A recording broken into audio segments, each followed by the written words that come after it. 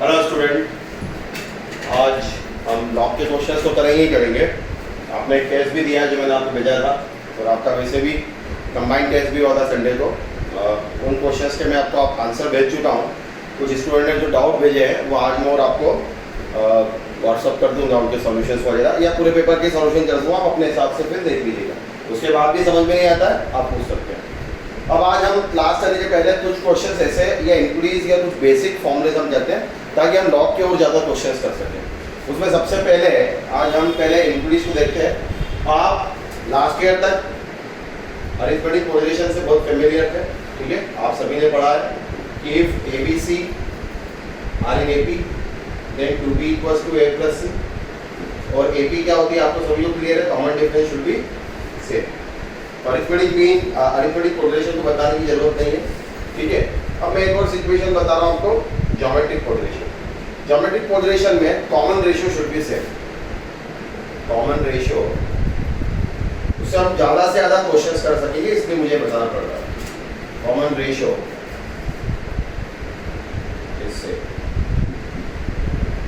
Same और equal. For example 2, 4, 8, 16, 32, 64, 128, ठीक है। इसी के हिसाब से फिर 256 एंड सो ऑन। आप उसमें हम क्या करते थे, एपी में माइनस करते थे, यहाँ पे आप डिवाइड करोगे। 4 को डिवाइड करा 2 से, देन 2, 8 को डिवाइड करा 4 से 2, 16 को डिवाइड करा 8 से 2, 32 को डिवाइड करा 16 से 2, 64 डिवाइडिंग बाय 2, 2। तो ये होती है GP. This one is called geometric correlation, clear. और इसके अंदर if 3 numbers are in GP, if A, B, C are in GP, then B square equals to AC। ये कंडीशन आप ध्यान रखिएगा, ये AB के लिए थी, ये GP के लिए, मतलब मिडिल टर्म का square multiple of first term. मान लीजिए फर्स्ट 3 numbers फॉर एग्जाम्पल हमने लिए 2, 4, 8, ये GP में है।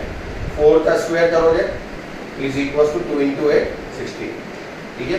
आपने ये नंबर ले लिए 3 जीपी में है, तो 8 into 32 is equals to 16 square, that means 256, clear. तो ये हो गया जीपी के लिए। अब तीसरा नंबर आता है, एक और कोरिलेशन है, हार्मोनिक कोरिलेशन। तो जीपी आपको समझ में आ गया, मैं अलग से एक बार फिर से क्लियर कर दूंगा। फिर तो जीपी के लिए कंडीशन हो गई, ये हो गई एपी के लिए, ये हो गया आपका जीपी के लिए, B square equals to AC. अब हम बात करते हैं हार्मोनिक कोरिलेशन।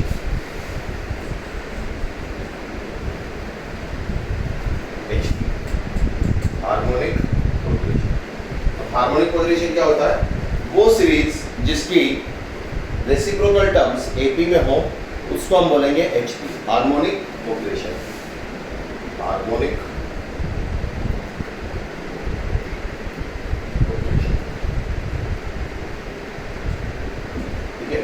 वो सीरीज जिसकी रेसिप्रोकल टर्म एपी में हो वो होगा एचपी। जैसे कि 1/2, 1/4, 1/6, 1/8, 1/10, 1/12 एंड सो ऑन। तो अगर मैं इनको रेसिप्रोकल करूँ तो 2, 4, 6, 8, 10, 12 ये एपी में है। 4 - 2 2, 6 - 4 2, 8 - 6 2, 10 - 8 2, 12 - 10 2। तो ये अपने आप में एपी में है, इसलिए ये सीरीज टाइम में होगी एचपी। ध्यान रखिएगा, जो पर्टिकुलर सीरीज का रेसिप्रोकल टर्म एपी में होगा वो होगी एचपी। तो ये आपके एचपी में, क्लियर, समझ में आ गया। अब इसमें भी if 3 numbers are in HP, if A, B, C are in HP, then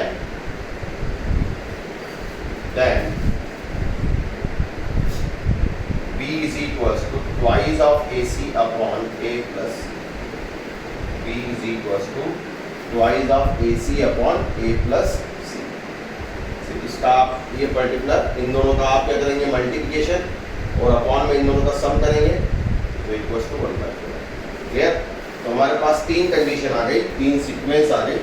फिर आगे हम जब प्रोग्रेशन करेंगे तब तो ये बहुत लंबा टॉपिक है, अपने आप में इंपॉर्टेंट टॉपिक भी है, बट हमें बीच बीच में कहीं पे अभी लॉग के क्वेश्चन करेंगे तो आ जाएगा कि ये particular 3 numbers are in HP, are in GP, तो मैं फिर क्वेश्चंस करने में आसानी रहेगी। इसलिए एक बेसिक नॉलेज के लिए मैंने आपको ये बता दिया, ठीक है। हमारा पूल बढ़ जाएगा क्वेश्चंस का। तो ये हो गई जीपी की कंडीशन। एचपी की कंडीशन हो गई आपके लिए P is equals to twice of AC upon A plus C। Clear? ये तीन कंडीशन आपको ध्यान रखना है। मैंने आपको क्लियर भी कर दिया कि सीरीज होती क्या है, arithmetic coordination. If ABC are in AP then 2B equals to A plus C. If ABC are in GP then B square is equals to AC. If ABC are in HP then B is equals to 2AC upon A plus C. Clear? और एक और इसके अंदर increase है। Arithmetic mean आपने पढ़ा है, लेकिन आपने ज्योमेट्रिक मीन नहीं पढ़ा है, आपने हार्मोनिक मीन नहीं पढ़ा है। तो अरिथमेटिक मीन किसी भी पर्टिकुलर नंबर का हम कैसे निकालते हैं, आप 9, 10 से फेमिलियर है, उसको मत डालो। एक इंक्रीज है, उसको हमें देखना है। अरिथमेटिक मीन होता है उसी वे में ज्योमेट्रिक मीन और उसी वे में harmonic. Clear? Arithmetic mean if कोई भी पर्टिकुलर नंबर है, मान लीजिए आपको बोल दिया भाई 2, 4, 8, इसका अरिथमेटिक मीन निकालो। आप सब इससे बहुत अच्छी तरह से फेमिलियर है। जितने नंबर रहते हैं उन सबको ऐड करते हैं और टोटल नंबर आप टर्म से डिवाइड करते हैं। ये आपका अरिथमेटिक मीन होता है। अगर मैं इसको फॉर्मूला वाइज करूँ तो x1, x2, x3 अगर कोई नंबर है,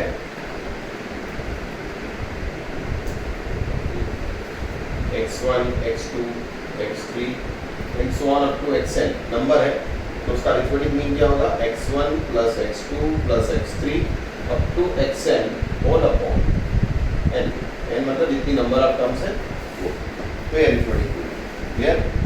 छोटा करके आपने लास्ट टाइम पढ़ा होगा summation xi from I equals to 1 up to n upon, ये सिंपल हो। तो ये होता है आपका अरिथमेटिक मीन। अब ज्योमेट्रिक मीन कैसे निकलता है, तो जैसे मैंने अभी आपको एक एग्जांपल दिया था 2, 4, 6 का, तो आप 2 प्लस 4 प्लस 6 करके डिवाइडिंग बाय 3 कर दिया, ये हो गया आपका अरिथमेटिक मीन। ज्योमेट्रिक मीन बोलता है कि जितनी नंबर ऑफ टर्म्स है उनका मल्टीप्लाई कर दिया, ठीक है, और जितनी नंबर ऑफ टर्म थी उतना ही उसका रूट ले लो। मतलब अभी यहाँ पे 3 टर्म है, तो आप क्या करेंगे, इसका क्यूब रूट लेंगे। अगर ये 4 नंबर होते तो हम 4th रूट लेते, 2 होते तो स्क्वायर रूट लेते, 5 होते तो 5th रूट लेते। तो अगर हम इसको जनरलाइज करें, if x1, x2, x3 up to xn, तो फॉर्मूला बनेगा x1 into x2 into x3 up to xn whole to the power 1/। ये होता है ज्योमेट्रिक। क्लियर? एग्जांपल्स अगर देखें तो ये 3, 2 होंगे तो स्क्वायर रूट, 4 होंगे तो 4th रूट, 5 होंगे तो 5th रूट, ये geometric. Clear? Harmonic mean particular कोई भी नंबर है 2, 4, 6, इसका अगर हार्मोनिक मीन निकालना है, सिंपल तरीका, कितनी नंबर ऑफ टर्म्स है 3 अपॉन इनका रेसिप्रोकल लिखना है 1/2, 1/4, 1/6, ये होता है हार्मोनिक मीन। तो इसको फॉर्मूला वाइज अगर मैं कर दूं तो पर्टिकुलर टर्म होगी, कितनी नंबर ऑफ टर्म्स है n, तो n upon 1 upon x1, 1 upon x2, 1 upon x3 and so on up to 1 upon x। ये होता है हार्मोनिक मीन। क्लियर? तो ये arithmetic mean, geometric mean, harmonic mean. समझ में आ गया सर? आपको हर जगह पर ये क्वेश्चंस ऐसे आएंगे, हर बार आएगा अरिथमेटिक मीन, ज्योमेट्रिक मीन और हार्मोनिक मीन। तो प्लीज़ थोड़ा सा इसके ऊपर हमेशा ध्यान रखो।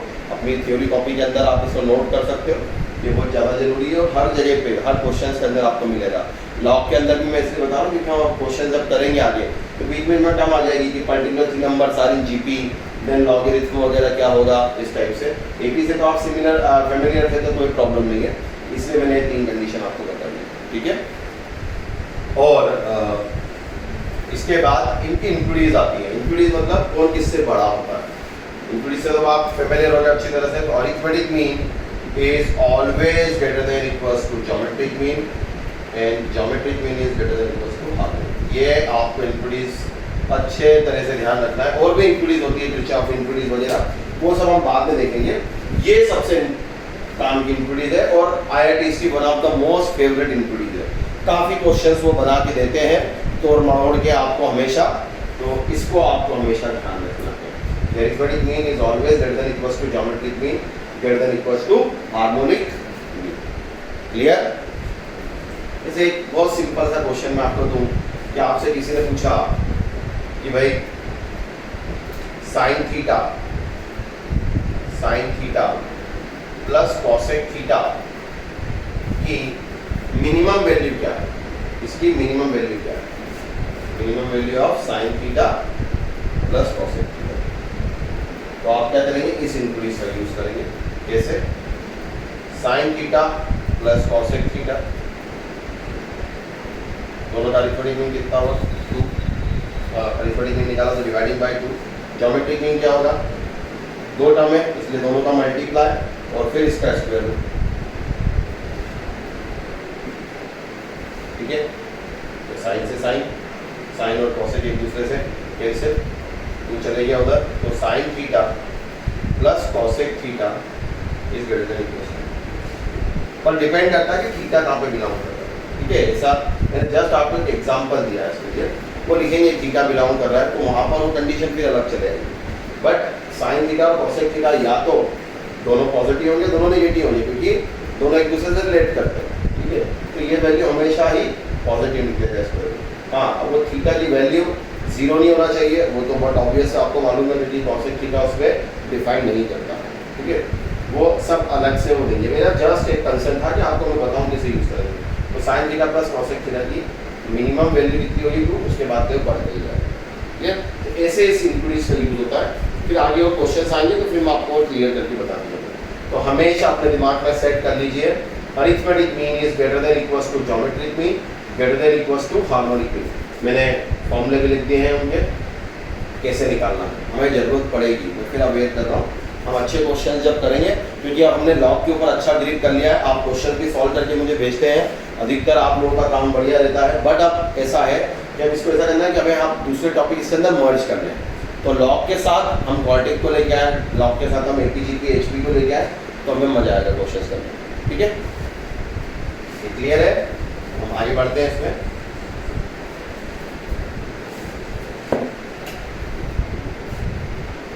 अब हम इसमें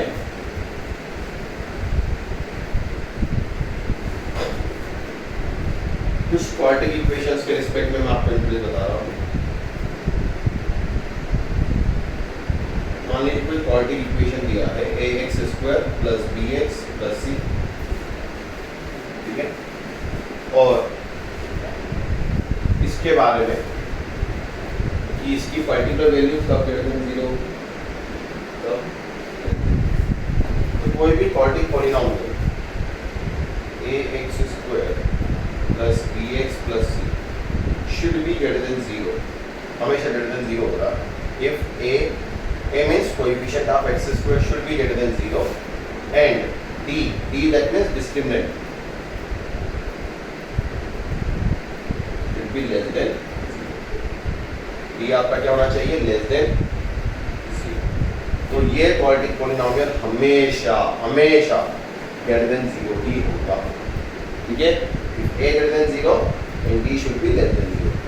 On the example, we taking x square plus x plus 1, हमने लिया x square plus x plus 1, और इस पर्टिकुलर में x square plus x plus 1 का हमने a देखा, कोएफिशिएंट ऑफ है a यहाँ पर है 1 and 1 still is greater than 0, first condition है फुलफिल हो गई। सेकंड हमने इसका डिस्क्रिमिनेंट निकाला, डिस्क्रिमिनेंट आएगा 1 माइनस 4 इंटू 1 इंटू 1, और 1 minus 4 that means minus 3 and minus 3 is less than 0, 1 is greater than 0। दोनों कंडीशन फुलफिल कर रहा है, a ग्रेटर देन 0 है और d लेस देन 0। तो ये polynomial x square plus x plus 1 is always greater than 0। आप कुछ भी पुट कर दीजिए यहाँ पर, -1 -2 -3 -4 1 2 3 1000 कुछ भी, whatever the value you have to be put up in this particular polynomial, the answer should be positive. Clear? And the second increase of this quadratic polynomial, तब ये less than 0 होगा। So if ax square plus bx plus c will be less than 0, then condition is a less than 0 as well as b is also less than 0। a भी less than 0 होना चाहिए और d भी less than 0 होना चाहिए। तो ये quadratic polynomial आपका हमेशा लेस देन 0 देगा। एग्जाम्पल हम लेके देखें, minus x square plus x minus one ये लिया, ठीक है। तो आपको यहाँ पे दिख रहा है कि ए जो है less than 0 because minus one is less than 0। हमने इसका डी निकाला, डी का वैल्यू होगा, डी की वैल्यू होगी b square, that means 1 minus 4 into minus 1 into minus 1, clear. तो D is equals to 1 minus 4 that means minus 3 less than 0, clear. तो D हो गया आपका लेस देन 0, तो ए भी लेस देन 0 और डी भी लेस देन 0, क्लियर। अब आप इसमें कुछ भी वैल्यू पुट करके देखिए, आपका रिजल्ट हमेशा नेगेटिव आएगा। मान लीजिए मैंने 2 पुट करा, और ये 2 पुट करा तो माइनस 4 प्लस 2 माइनस 1, रिजल्ट क्या आया? Negative, always less than 0। मान लीजिए मैंने माइनस 2 पुट करा, फिर से माइनस 4 माइनस 2 माइनस 1, वो भी लेस देन 0, तो हमेशा क्या होगा? Less than 0, clear. अब यहाँ पर आपने दोनों कंडीशन में ये देखा होगा कि दोनों कंडीशन में ही d लेस देन 0 आ रहा है, मतलब ये ऐसे पॉलिनोमियल के लिए जिसका रूट्स जो है वो नॉन रियल है, ठीक है ना। बट क्वाड्रेटिक पॉलिनोमियल हमेशा जरूरी थोड़ी कि नॉन रियल रूट्स देगा, रियल रूट्स भी है उसके। तो रियल रूट्स में सिंपली से क्या करें, तो अभी हम इसको देखते हैं। ये आपको सभी को समझ में आ गया होगा, तो आप हमेशा ध्यान रखिए, क्योंकि हम अच्छे क्वेश्चन जब करेंगे तो ध्यान रखना है। तो आप बार बार हमेशा फैक्टर बना के वहाँ पे सॉल्व नहीं करेंगे, हमें सीधे जाना है कि हाँ भैया हमने इसका देख लिया कि a should be greater than 0 है, d लेस देन 0 है, दैट मीन्स ये particular polynomial greater than 0, but a less than 0 and d is also less than 0, then ये हमेशा लेस देन 0 है, क्लियर। मैंने आपको एग्जांपल से भी क्लियर कर दिया है, तो इसको ध्यान रखिए। छोटी छोटी चीज़ें हैं, तो जो बड़ा क्वेश्चन हम करेंगे उसको बहुत हमको हेल्प करेगी। नहीं तो फिर आप बोलेंगे सभी कैसे आ गया, कैसे ले लिया आपने, तो मैं इसीलिए आगे थोड़ा थोड़ा छोटा छोटा आपको नॉलेज दे रहा हूँ, हमारे लिए अच्छा रहेगा, क्लियर। बाकी जो ऑनलाइन क्लासेस होती है उसमें भी जब पर्टिकुलर टीचर लेंगे तो आपको समझ में आ जाएगा कि हाँ क्या है इसके अंदर, वो भी क्लियर करेंगे आपको आगे। अब फिर बात आती है कि अगर कोई सिंपल पॉलिनोमियल है, मान लीजिए मैंने ले लिया x square minus 6x plus 8, in this polynomial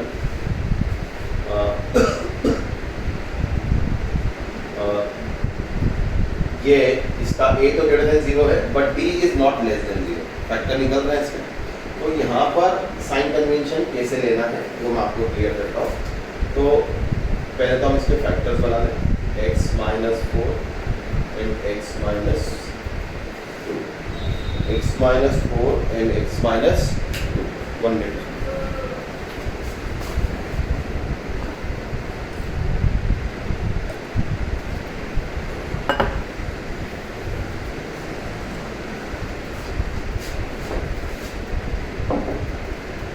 x minus 4 and x minus 2, ये फैक्टर्स आ गए। मैंने आपको बताया था क्वाड्रेटिक पॉलिनोमियल का ग्राफ कैसा होता है, पैराबोलिक। तो एक फैक्टर हो गया हमारा 4, दूसरा हो गया 2, क्लियर। एक हो गया 4, दूसरा हो गया 2। तो बिटवीन रूट्स आपका क्वाड्रेटिक पॉलिनोमियल हमेशा नेगेटिव होगा, ये दोनों रूट्स के बीच में हमेशा नेगेटिव और आसपास। अब यहाँ ध्यान रखिएगा a ग्रेटर देन 0, नहीं तो आप बोलेंगे सर वो अगर a लेस देन 0 होगा तो उसको तो उल्टा, तो बट ऑब्वियस आएगा, उसको पलट हम पर्टिकुलर चेंज कर देना, या माइनस आ जाएगा तो फैक्टर बनेगा, तो ये इधर नेगेटिव बीच में पॉजिटिव आ जाएगा। मान लीजिए मैं यहाँ लगाता हूँ माइनस, तो फिर क्या हो जाएगा, सब चीज़ें चेंज। तो ऐसा पत्थर की लकीर नहीं, आपको थोड़ा सा स्मार्ट होना पड़ेगा, ठीक है, चीज़ें करते रहे। ये तो सिर्फ उसके लिए है कि हाँ भाई ये अगर रूट से ठीक है, क्योंकि हमारी ज़्यादा से ज़्यादा आदत है, मैं आर्ग्यू करके स्टूडेंट को पढ़ाता हूँ, मैं बार बार उनसे पूछता हूँ क्या कहाँ पे समझ में नहीं आया, कैसे क्लियर नहीं हुआ, तो उसमें पढ़ाने का। लेकिन अब अभी मजबूरी हमारी, हम क्या कर सकते हैं, आपकी भी हमारी भी सभी। तो 2 to 4 ये नेगेटिव, आसपास क्या हो गया पॉजिटिव, क्लियर। तो बिटवीन रूट्स हमेशा नेगेटिव और आसपास पॉजिटिव। अब आप जैसे कि मैंने बोला चेक कर सकते हैं, ये हमारे पास है पॉलिनोमियल, हमने फैक्टर बना दिया। 2 और 4 के बीच में एक वैल्यू हमने ली 3, 3 माइनस 4 माइनस 1, 3 माइनस 2 1 आ रहा है नेगेटिव लेस देन 0, और 2 से कम पुट करी या 4 से ज़्यादा, 2 से कम पुट करा 1 पुट करा, तो 1 पुट करने पे -3 और -1, -3 इंटू -1 क्या आ रहा है, -0। और 4 से ज़्यादा 5 पुट करा, 5 - 4 1, 5 - 2 3, अगेन -0। ठीक है, coefficient of x square positive है कर दी, अगर नेगेटिव हो तो फिर उसके अकॉर्डिंग आपको लेना है। ठीक है, ध्यान रखिए, ये जस्ट एक बेसिक नॉलेज है, हमें क्वेश्चन करने में इजी रहेगा। अब हमारे बार ऐसा नहीं कि पुट करते थे, बस फटाक करने से लेंगे फैक्टर्स, उसके बीच में जो नेगेटिव होगा आसपास पॉजिटिव होगा। क्लियर, तो ये ध्यान रखना है। हाँ, आगे अगर माइनस हो then you should be aware, अगर आगे साइन माइनस है तो फिर हमें उसके अकॉर्डिंग लेना, पलट जाएगा और कुछ भी नहीं होगा। जहाँ पर पॉजिटिव था वो नेगेटिव, बीच में पॉजिटिव आ जाएगा। ठीक है, तो ये कंडीशन हमें ध्यान रखना है क्वालिटी के लिए। क्लियर,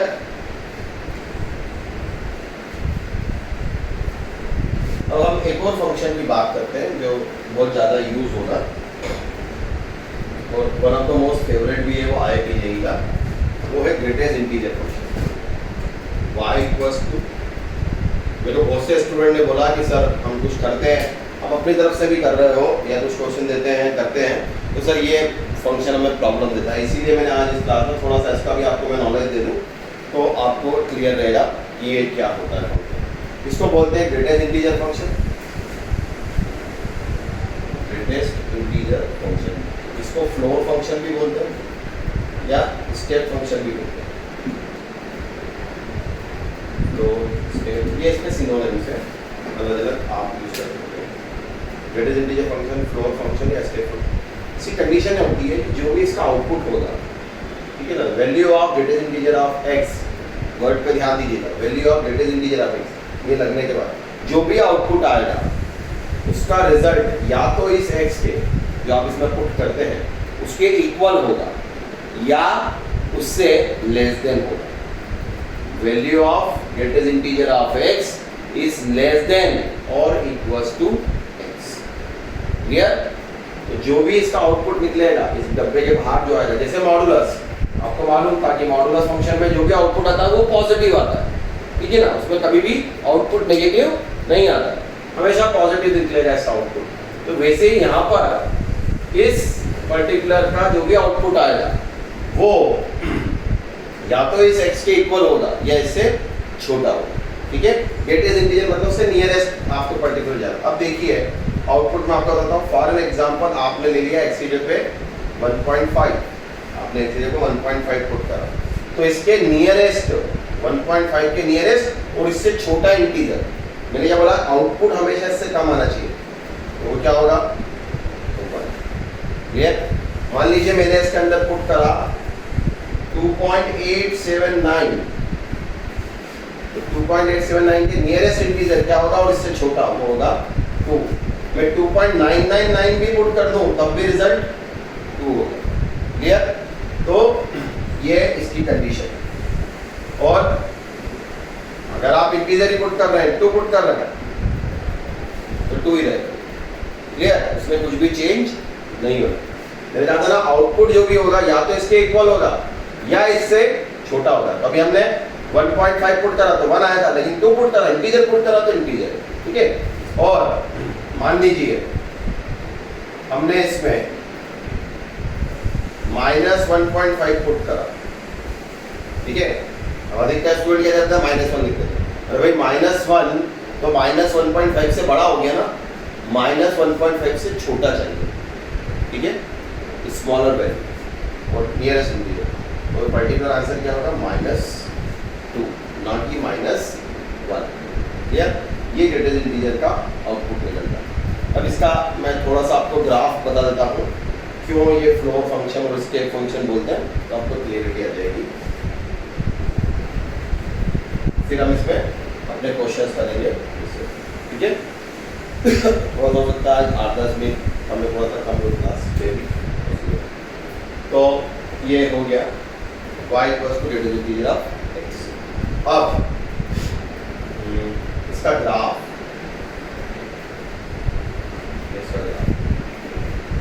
इसका ग्राफ आपको वैल्यूज देंगे। देखिए x x की वैल्यूज में ले रहा हूँ 0 से लेके 1 तक। अभी आपने देखा कि अगर मैं x की वैल्यू 0 पुट करूँगा तो 0 इज एन इंटीजर। मैं थोड़ा सा लिख देता हूँ तो आपको क्लियर होगा। 0 पे क्या मिलेगा मुझे 0, लेकिन मैं 0.5 पुट करूँगा, यहाँ पर अगर मैंने 0.5 पुट करा तब भी मुझे क्या मिलेगा 0, क्योंकि आउटपुट हमेशा इससे कम होना चाहिए जो भी आप पुट कर रहे हैं उसके नियरेस्ट। 0.6 पुट करूँगा तब भी क्या मिलेगा 0, 0.7 पुट करूँगा तब भी 0, 0.9 पुट करा तब भी 0, 0.999 पुट करा तब भी 0, मतलब इन सब पे मुझे रिजल्ट 0 मिलेगा। तो हम कॉमन जहाँ पर हमें 0 मिल रहा है उसको डार्क कर दिया, और 0 से लेके 1 तक, 1 को हम अभी ले नहीं रहे, हमने लिया है x की वैल्यू बिलोंग कर रही है 0 पे क्लोज और 1 पे ओपन। तो 1 पे ओपन है तो इसको एक के साथ जोड़ा होगा। इसके बीच में हमें रिजल्ट क्या मिला, हमें आउटपुट क्या मिला, सब पे क्या मिल रहा है हमें 0 मिल रहा है, और y 0 का होता है यहाँ पे, ये क्लियर हुआ स्टूडेंट? थोड़ा सा प्रॉब्लम रहेगा लेकिन आप धीरे धीरे समझ जाओ। ये जस्ट नॉलेज के लिए मुझे आगे आपको अच्छे क्वेश्चन कराना है इसको, ठीक है।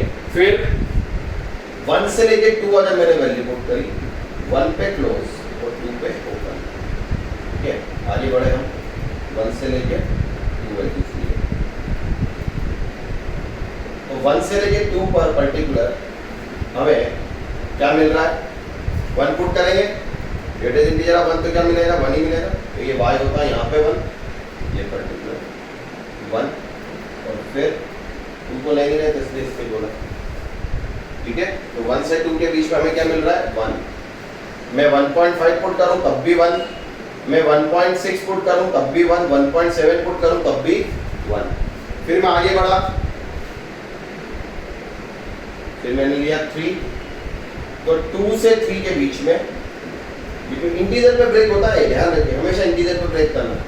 तो 2 से 3 के लिए 2 पर तो मुझे मिलेगा 2, और 2.5, 2.6, 2.9 सब पे मुझे मिलेगा 2, तो पर्टिकुलर ये 2 पर डार्क, फिर 2 से 3 तक क्लियर स्टूडेंट। फिर हम उसमें और आगे बढ़े,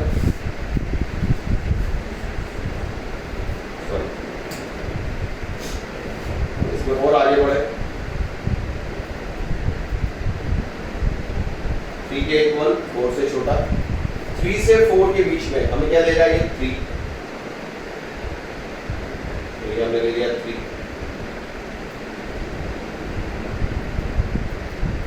4 पे फिर से,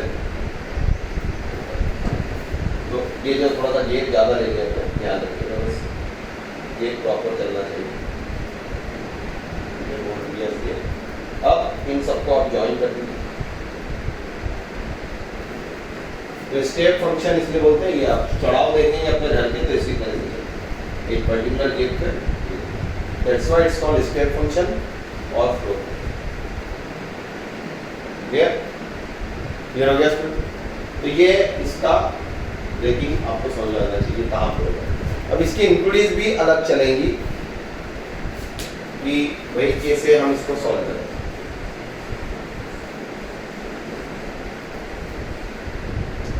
तो मान लीजिए आपको बोला है कि x belong 3 to 4, be clear, x belong 3 to 4, सही है, तो x बिलोंग कर रहा है 3 to 4, कुछ भी नहीं सोचना है इसमें, ठीक है। या आपको बोल दिया कि x should be greater than equals to 3, तो भी आपको कोई चीज दिक्कत नहीं है, x बिलोंग क्लोज इंटरवल 3, लेकिन यहीं पे मैं ग्रेटेस्ट इंटीजर पुट कर दूं और बोलूं ग्रेटर देन 3, सोचिए, तो मैं 3.5 पुट करूंगा, 4.5 पुट करूंगा, सब पे रिजल्ट क्या आएगा 3 से बढ़ जाएगा, तब भी यहाँ पर इसका रिजल्ट क्या है x belong close interval 3 to, लेकिन अगर ये इंक्लूड को मैं स्लाइडली जरा सा देखिए दोनों के रिजल्ट में अंतर समझिएगा, मैं इधर ले लेता हूँ x ग्रेटर देन और हम ले लिया x greater than integer of x, तो यहाँ पर तो कोई प्रॉब्लम नहीं है, 3 पे open interval up to infinity, लेकिन यहाँ पर अगर आपने सेम ऐसा ही लिख दिया 3 to इंफिनिटी ओपन इंटरवल तो सब गड़बड़ हो जाएगी। क्यों हो रहा है? क्योंकि उसको greatest integer of x greater than 3 चाहिए, तो अगर मैंने यहाँ पर as per this include 3.4 put करा तो 3.4 का ग्रेटेस्ट इंटीजर क्या मिलेगा मुझे? 3 मिलेगा, and 3 is not greater than 3। तो इसलिए मुझे क्या लेना पड़ेगा यहाँ पर? x बिलोंग एक बढ़ा के close interval 4 to infinity। This is the basic. Equal में तो कोई प्रॉब्लम नहीं था, लेकिन यहाँ पर पूरा चेंज हो गया। समझ में आया स्टूडेंट कि अगर ये 3 to infinity है कोई प्रॉब्लम नहीं, लेकिन मैंने अगर यहाँ पर भी 3 to infinity लिख दिया, देखिए ना, अगर मैं 3.5 लिखता हूँ तो उसका ग्रेटेस्ट इंटीजर क्या मिलेगा? हमने क्या सीखा? वो तो 3 मिलेगा, and 3 is not greater than 3। तो आपको एक टर्म क्या करना है? आगे बढ़ा देना है। तो आपका आंसर क्या होगा? Close interval 4 to infinity। समझ में आया? क्लियर? तो these are the equities of greatest integer. और ये फंक्शन भी आपको समझ में आ जाएगा क्या होता है greatest integer. Greatest integer floor function या स्टेप फंक्शन, ठीक है।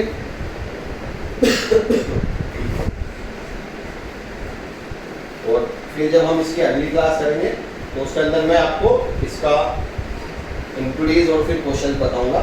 आज हम फिर से अपने टॉपिक लॉग के ऊपर आते हैं और कुछ क्वेश्चंस करते हैं और फिर इसमें आगे बढ़ेंगे, ठीक है।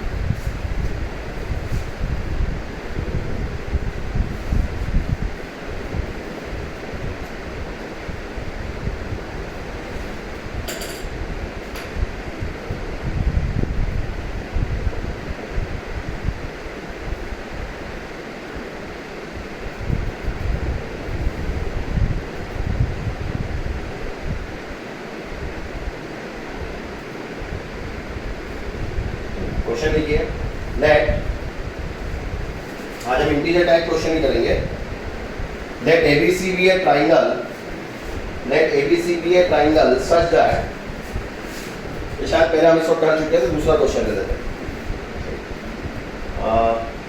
देखिए, late A equals to log of 81 to the base, log of 81 to the base 7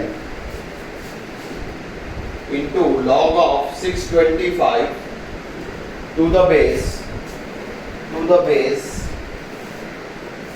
6561 into log of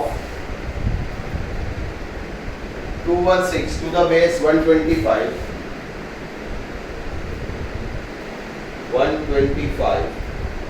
and log of 2401 to the base 1296. Here, and B equals to, and B denotes the sum of the roots of the equation. B denotes sum of the roots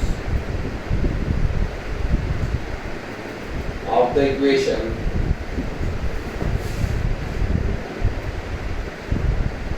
x to the power log x to the base 2, x to the power log x to the base 2 is equals to 2x to the power log of root x to the base 2, root x to the base 2, and C denotes the sum of natural number of the solution. C denotes sum of natural number of the solution, mod of x plus 1 plus mod of x minus 4 is equals to 7. Sum of the natural number of solution of the equation mod of x plus 1 mod of x minus 4 equals to 7. Then find the value of a plus b. हमें इसका value निकालना है। Find a plus b dividing by c। अब ये इसीलिए मैंने आपको आज जो फंक्शन बताए इसलिए अलग अलग बताए। अभी तो देखिए लॉग के हिसाब से हो जाएगा, हो सकता है इस मॉड की जगह ग्रेटेस्ट इंटीजर पुट कर दें, ठीक है। यहाँ पर कुछ और पर्टिकुलर वैल्यू दे दें, जेपी में एपी में है, तो उससे क्वेश्चन का पुल आपका बढ़ जाएगा, इसलिए क्वेश्चन इतने बताए। अभी मैं क्वेश्चन दूंगा फिर आगे। आज तो मैंने सिर्फ आपको इंट्रोडक्शन दिया उसका फिर हम उसको आगे करेंगे। अब ये क्वेश्चन है, ए पर्टिकुलर है, इसको सॉल्व करने पर वैल्यू और वो आएगी। बी डिनोट कर रहा है sum of the roots of the given equation, और सी है sum of the natural number solution of given equation, ठीक है। तो पहले एक एक करके हम लेते हैं और फिर सॉल्व करते हैं। ए इक्वल्स टू, बट नेचुरल हमें इसको बेस चेंजिंग फॉर्मूले के बिहाफ पर लिखना है, तो लॉग ऑफ 81 अपॉन लॉग 7 लिख रहा हूँ उसको। 625 सभी को मालूम है किसका स्क्वायर होता है 25 का, तो या तो आप उसको 25 के रिस्पेक्ट में लिखें या 5 की पावर में लिखें। तो मैं इसको 5 की पावर में ही लिख रहा हूँ, मैं सबको प्राइम में कन्वर्ट करता हूँ तो आपके लिए इजी रहेगा। इसको 9 स्क्वायर लिख दिया तो ये आगे 2 आ गया, ठीक है। 625 5 टू द पावर 4 6561। मेरे को यहाँ तक ध्यान है 81 का स्क्वायर होता है, बट हम कर लेते हैं 81 पर्टिकुलर 8 और पर्टिकुलर वैल्यू और 6561। यस, किया जाए किसी को नहीं आता है मल्टीपल तो मैं क्लियर कर दूँ 1 into 1 करते हैं ऐसा पर्टिकुलर, फिर इसका इसमें 8 8 16, ठीक है। इसका 6 1 कैरी और चले जाता है, फिर इन दोनों का मल्टीप्लाई करते हैं 8 8 64 प्लस 656, तो ये आ गया 656। तो that means this one is the square of 81, तो ये हो गया 5 का 4 आ गया जाएगा। फिर हमने इसमें बेस चेंजिंग लगा दिया log 5 log 7 6.6, ये तो हो गया 4 log ऑफ 5, और इसको हम लिख सकते हैं 81, that means 9 to the power 4, तो उसका भी 4 आगे आ जाएगा, तो log 9 ये हो गया इंटू 216, 6 का क्यूब होता है तो 3 log 6, और बेस चेंजिंग लगाने के बाद हम कर रहे हैं तो ये भी 5 का क्यूब है तो 3 log 5, फिर 2401 देखना पड़ा किसका होता है 1296 का क्लियर है, 36 का स्क्वायर है, तो 36 का स्क्वायर हो गया, that means 6 to the power 4, तो वो 4 तो आगे आ जाएगा 2401, पीछे 1 आ रहा है, दैट मींस 49 का स्क्वायर जा सकते हैं, तो 49 into 49 लेके देखते हैं, 9 9 से 81 1 8 36 36 36 plus 36 72 72 plus 8 80 80 का 0 और पर्टिकुलर 8 4 4 जा 16 16 plus 8 16 plus 8 22 yes, so it's a square of 49 square, that means 7 to the power 4, तो यहाँ से भी 4 आगे ये 7 और अपॉन में log 6 और इसका भी 4।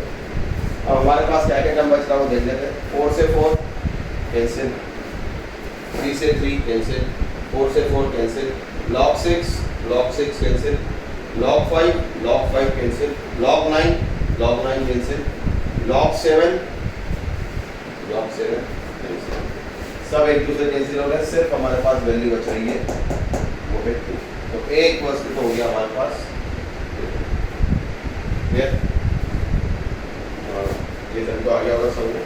मैंने इसलिए बोला था थोड़ा सा नंबर याद होना चाहिए, स्क्वायर्स वगैरह कैलकुलेशन फास्ट हो जाता है। फिर इसके बारे में बात करते हैं, x to the power log of x to the base 2 is equals to, दोनों पे पावर ले लिया, पावर दोनों पे आ जाएगी separate, 2 to the power log root x to the base 2 into x to the power log root x to the base 2।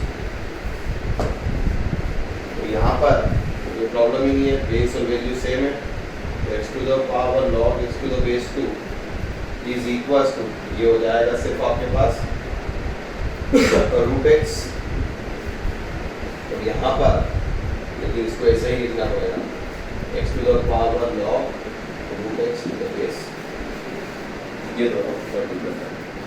तो इसकी पावर तो आप चाहें तो आपस में इंटरचेंज कर लें, कोई फर्क नहीं पड़ने वाला है। यहाँ पर ये पर्टिकुलर वैल्यू है हमारे पास, अब इसके लिए आप क्या करोगे, कैसे सॉल्व करेंगे इसको, तो सिंपल सा है, x to the power log x to the base 2 है, यहाँ पर root x into x to the power log root x to the base 2 है। अगर जस्ट हम सोचें कि हम इनका log ले लेंगे तो सब वैल्यूज आगे आ जाएंगी और बेस आप 2 ले लो, फिर हम इसको इंटरचेंज करके भी कुछ भी नहीं कर सकते। हम यहाँ पर क्या कर रहे हैं, a तो आ गया हमारे पास, तो हम इसको सॉल्व कर रहे हैं, इसको पहले ढंग से लिख दो आपके लिए, इसको भी आप चाहो तो ऐसे लिख दो, x to the power 1/2 plus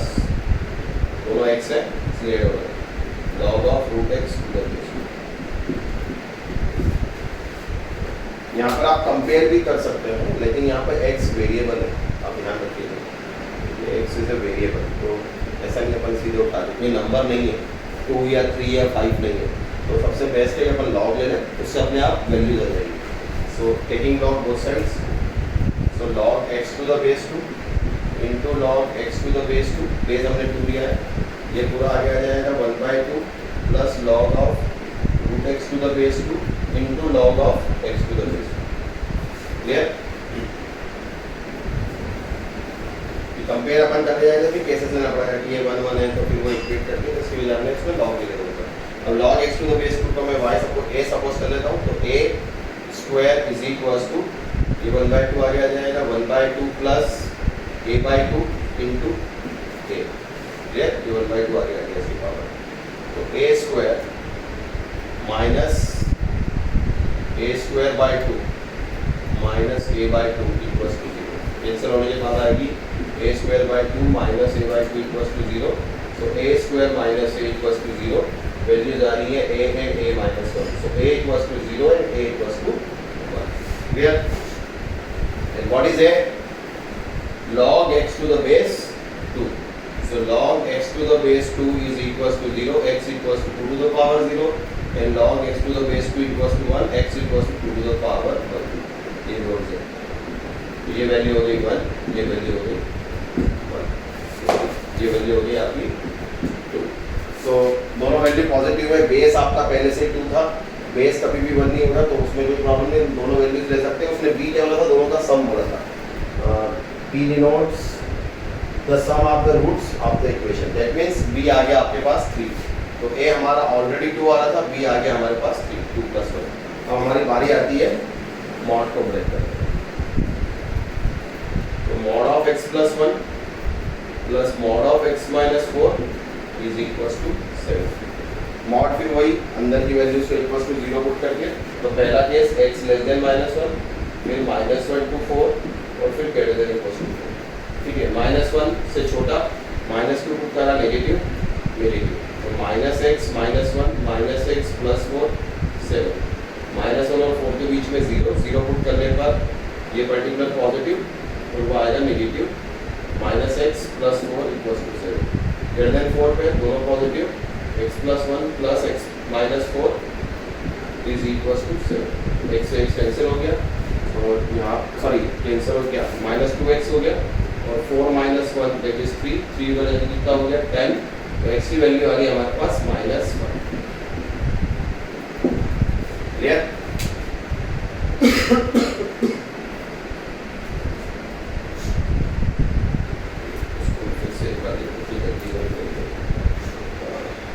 -x - 1 -x + 4 = 7 -3।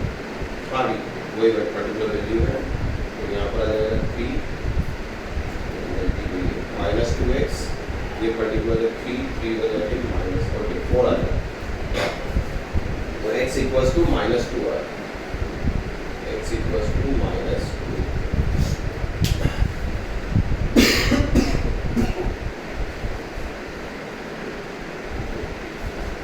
-2 less than -1 होता चलेगा, यहाँ पर तो कैंसिल ही हो गया, तो किसी भी वैल्यू से ले सकते हैं। x greater than 4 यहाँ पर लिया तो 2x - 3 = 7, so x equals to 2x equals to 10, x equals to 5 and 5 is greater than 4, ये भी आ रहा है। तो सम ऑफ नेचुरल नंबर बोला, ध्यान रखिएगा, तो -2 is not a natural number, तो हमारा आंसर सिर्फ होगा 5। तो उसमें क्या होता था, c क्या है, denote the sum of all natural numbers of the equation, आपको वैल्यू निकालना था इसके अंदर a + b dividing by c, तो a + b dividing by c, तो 3 + 2 5 और 5 डिवाइडिंग बाय 5 क्या था हमारा answer, then final answer is clear student.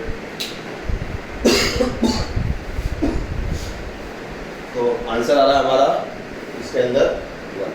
ठीक है, आज इतना ही करते हैं अपन क्लास। नेक्स्ट क्लास में अपन इसके अंदर मैं थोड़ा सा और फंक्शन से बारे में नॉलेज दूंगा एंड देन क्वेश्चन दूंगा।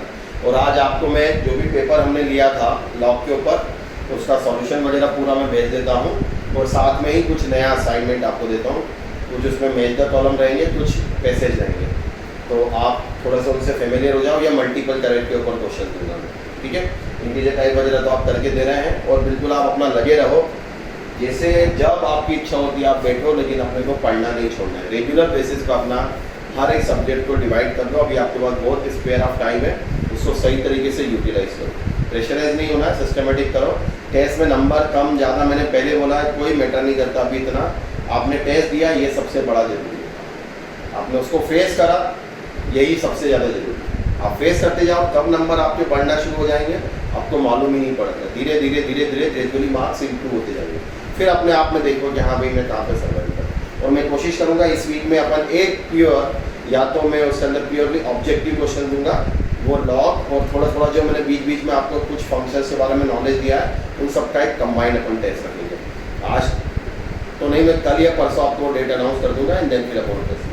क्लियर? Okay sir, bye.